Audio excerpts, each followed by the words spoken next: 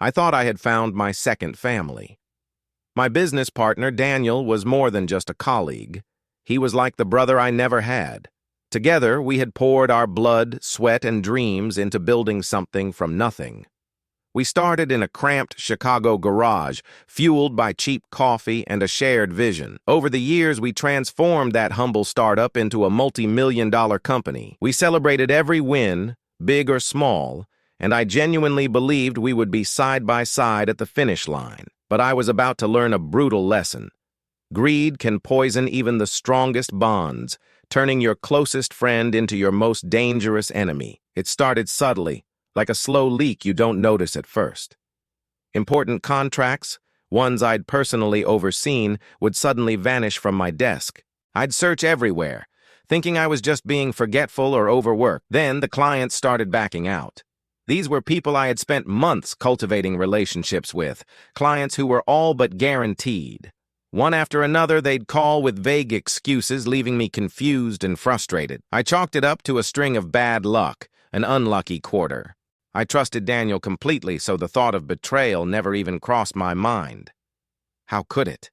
He was my partner, my brother. The truth, when it finally hit, felt like a physical blow. A trusted colleague pulled me aside one afternoon, their face etched with concern. They'd seen Daniel meeting with one of our lost clients at a discreet downtown restaurant. My heart sank. It couldn't be. But the seed of doubt was planted. I started digging, and the more I looked, the uglier the picture became. He was meeting them behind my back, using the groundwork I had laid to redirect our hard-won deals. He'd set up a shell company, a corporate ghost he secretly controlled, and was siphoning our profits, our future, into his own pockets. He wasn't just stealing from the company. He was stealing from me, piece by piece, patiently waiting for the entire structure to collapse so he could pick up the valuable scraps. The confrontation I craved never happened. Instead, the final proof fell into my lap on a quiet Tuesday night. I was working late, long after the city outside had gone silent. The only sound in the entire building was the frantic pounding of my own heart. Driven by a desperate hunch, I went into Daniel's office. In the bottom drawer of his filing cabinet, tucked away beneath old company reports, was a plain manila folder.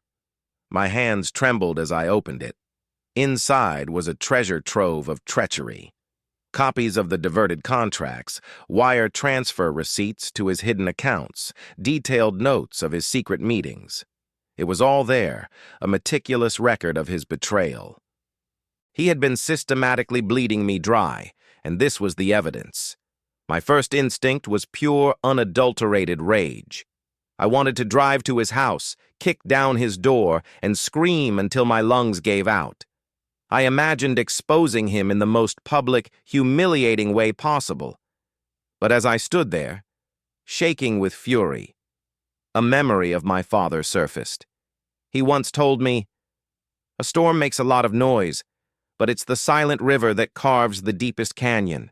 His words echoed in the empty office, a voice of calm in my inner chaos. Rage was loud and temporary. Justice, true justice, required patience and precision.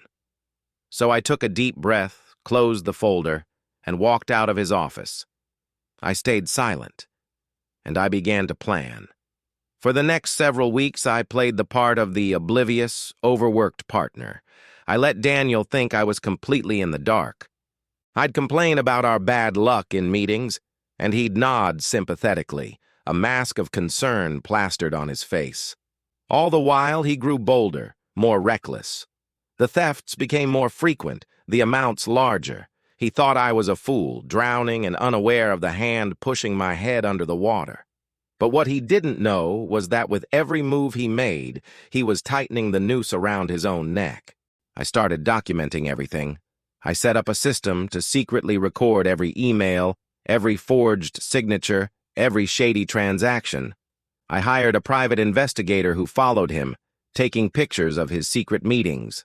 I was building a fortress of evidence, brick by painstaking brick, creating a case so airtight that no lawyer, no matter how skilled, could ever dismantle it. The day of reckoning arrived during our quarterly board meeting. The air in the conference room was thick with the usual corporate formalities. Daniel walked in with a confident smile, a spring in his step. He thought this was his moment of triumph. He had a speech prepared, I later learned, about taking the company in a new decisive direction, his direction. He was about to stand up to deliver the final blow to what he thought was a dying animal. But before he could utter a single word, I calmly slid a thick, heavy binder across the polished mahogany table. It landed right in front of the chairman. Every executive leaned in, their curiosity piqued. The room fell utterly silent as they began to flip through the pages. His crimes, my evidence, all laid bare in black and white. The only sound was the soft rustle of paper and Daniel's breathing, which grew heavy, ragged, and broken. The color drained from his face. I didn't raise my voice. I didn't need to. I looked him directly in the eye, and across the silent room I said clearly and calmly, "This is the day you lose everything." The vote was swift and unanimous. The board removed him from his position, effective immediately. But his downfall didn't end there. The binder I had prepared for the board was just a copy. The original was already in the hands of the authorities. He didn't just lose his job, he lost his freedom. He was facing years in prison for fraud, embezzlement, and a list of other charges. The last time I saw Daniel, he wasn't wearing one of his expensive tailored suits. He was in handcuffs, being escorted by 2 officers out of the very building we built together.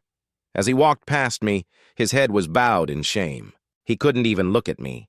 In that moment, I felt no joy, no triumph. There was no celebratory smile on my face. I just watched, silently, as the man who had been my brother walked into the darkness that he had so meticulously crafted for himself. People often say that revenge is a dish best served cold. I disagree. I believe it's a dish best served silent. Thank you so much for watching and for letting me share this story with you. It's a powerful reminder to always be careful who you trust. If you found this story compelling, please hit that like button and consider subscribing for more content. I'd love to hear your thoughts in the comments below. Have you ever faced a similar betrayal? How did you handle it? Until next time, stay strong and stay vigilant.